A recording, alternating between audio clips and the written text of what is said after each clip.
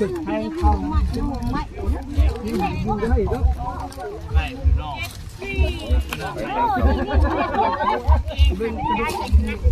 กระดูกข้างนี่กระดูก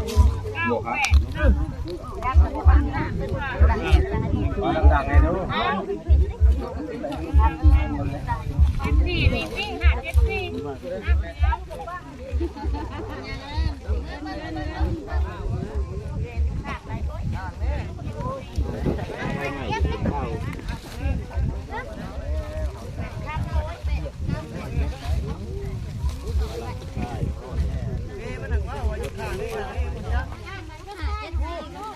ยัง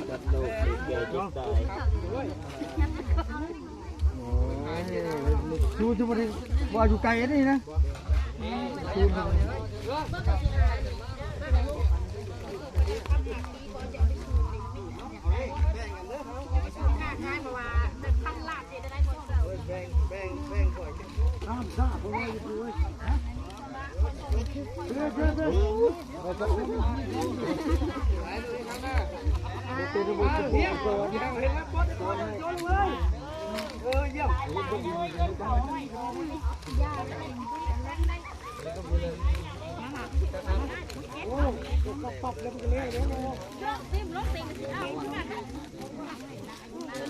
ยังจ้อยได้ตัวดีป่ะจ้อย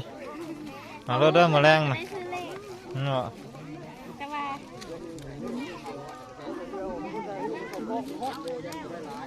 ไปบอกอ้ายเจ้าโลดอ้ายคำไม่คุ้นมันมักนะ